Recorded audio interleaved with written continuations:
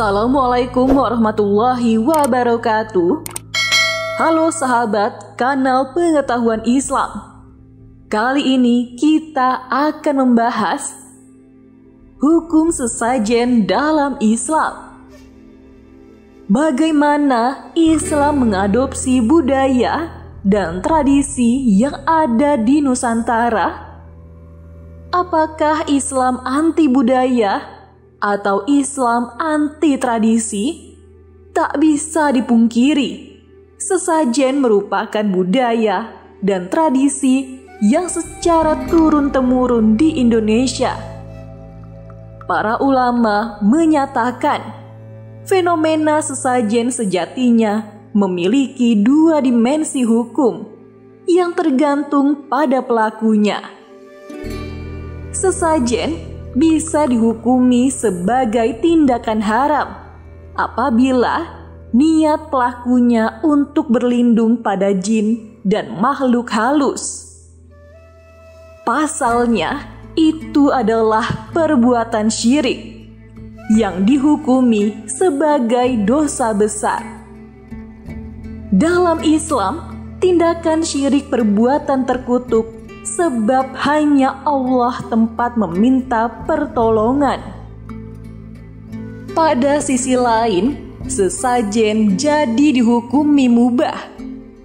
Akan tetapi, ada catatan penting.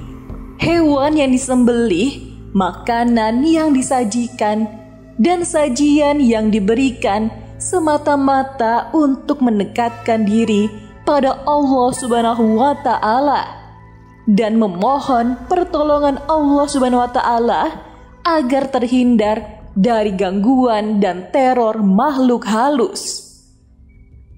Penjelasan ini diterangkan oleh Syekh Syahid Syatta Dimyati dalam kitab I'anatut Talibin bahwa hewan yang disembelih dan makanan yang disajikan sebagai petunjuk takarub pada Allah dari gangguan makhluk jahat hukumnya boleh. Pada konteks ini, Allah Subhanahu wa Ta'ala akan mampu menyelamatkan dari gangguan makhluk jahat, yaitu iblis dan jin. Namun, jika menyembelih dan menyajikan makanan tersebut tujuannya adalah berlindung dari jin, tidak mendekatkan diri pada Allah, maka daging sembelihannya itu adalah haram. Jadilah daging itu bangkai. Lebih jauh lagi, jika tujuan sesajen itu mengabdi pada jin, maka itu adalah kufur.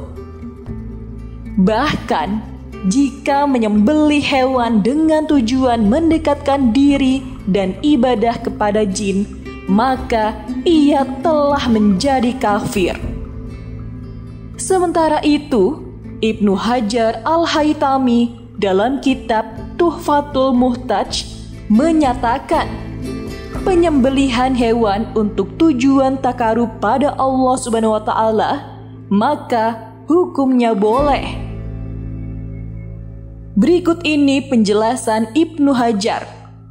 Barang siapa menyembelih hewan untuk mendekatkan diri kepada Allah agar terhindar dari gangguan jin, maka tidak haram.